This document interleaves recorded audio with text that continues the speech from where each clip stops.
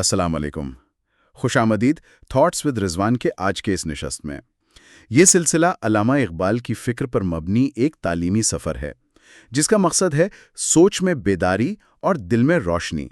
یہ نشست صرف تعلیمی مقصد کے لیے ہے۔ اگر آپ نے ابھی تک ہمارا چینل سبسکرائب نہیں کیا تو ضرور کیجیے، کیونکہ یہاں بات صرف الفاظ کی نہیں، فکر کی آگاہی کی ہے۔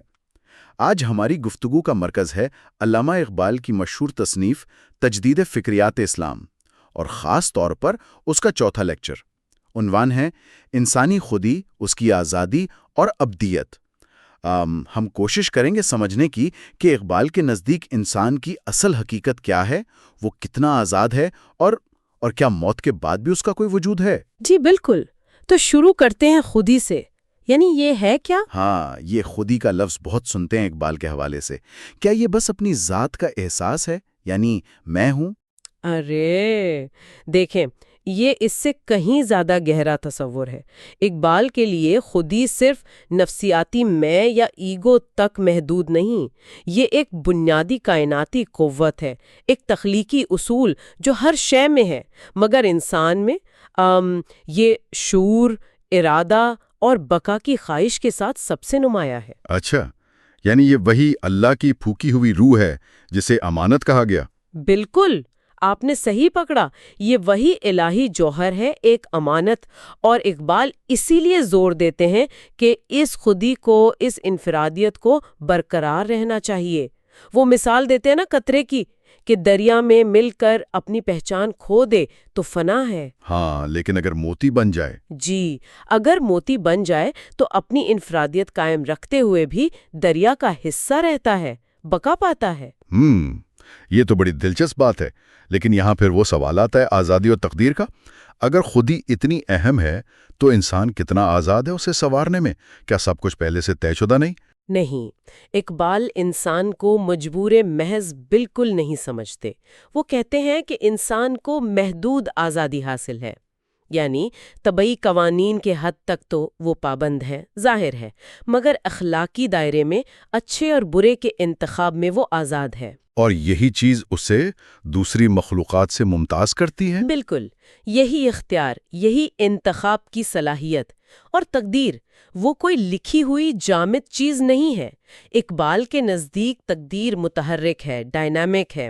انسان اپنے عمل سے، اپنے یقین سے، اپنی کوشش سے اسے بدل سکتا ہے۔ یعنی وہ قرآن کی آیت کہ اللہ کسی قوم کی حالت نہیں بدلتا؟ جی، جب تک وہ خود نہ بدلیں۔ سورہ الرعد آیت 11 یہ اسی طرف اشارہ ہے، اور یہی وہ امانت ہے سورہ احزاب میں جس کا ذکر ہے، انتخاب کی آزادی اور پھر اس کی ذمہ داری۔ ٹھیک، تو یہ خودی جو اتنی اہم ہے اور جسے اختیار بھی حاصل ہے، اسے مضبوط کیسے کیا جائے؟ اسے پختہ کیسے بنایا جائے؟ اقبال 3 بنیادی ستون بتاتے ہیں اس کے لیے۔ پہلا، یقین محکم، اللہ پر ایسا پختہ یقین جو ڈگمگائے نہیں، یہ خودی کو بنیاد دیتا ہے۔ دوسرا، نبی اکرم صلی اللہ علیہ وسلم سے سچا عشق اور ان کی سیرت کی پیروی، یہ خودی کو روحانیت اور کردار کی بلندی دیتا ہے۔ اور تیسرا، جو شاید سب سے زیادہ عملی ہے، عمل پیام، مسلسل عمل۔ جی، مسلسل کوشش، جدوجہد۔ خودی صرف سوچنے یا باتیں کرنے سے نہیں بنتی، عمل سے بنتی ہے، عمل سے پختہ ہوتی ہے۔ اور ایسی خودی، کیا موت اسے ختم کر دیتی ہے؟ نہیں، اقبال کا یہی تو نکتہ ہے۔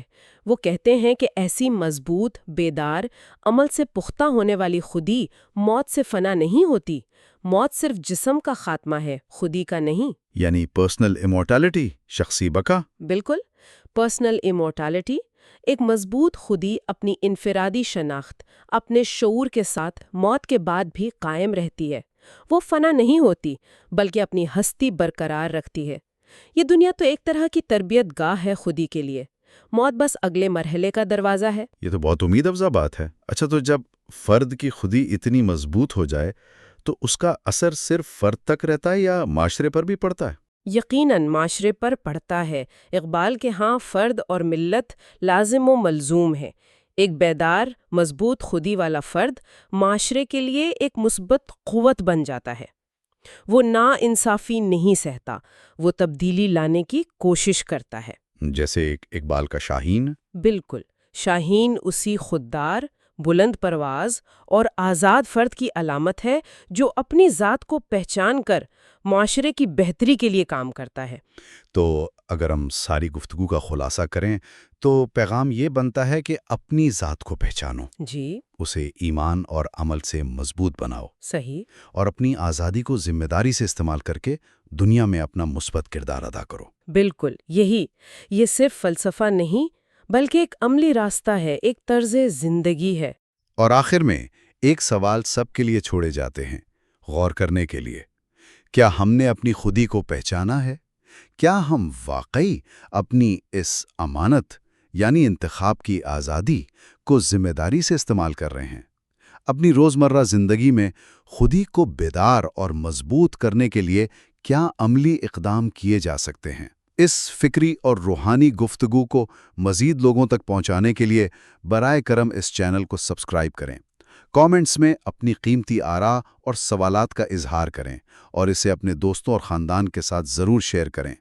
آپ کا ایک شیئر کسی کی زندگی میں خودی کی شمع روشن کر سکتا ہے۔ اگلی نشست میں ہم علامہ اقبال کے ایک اور فکر انگیز لیکچر پر بات کریں گے۔ تب تک اپنا خیال رکھیں اور اپنی خودی کو نکھارتے رہیں۔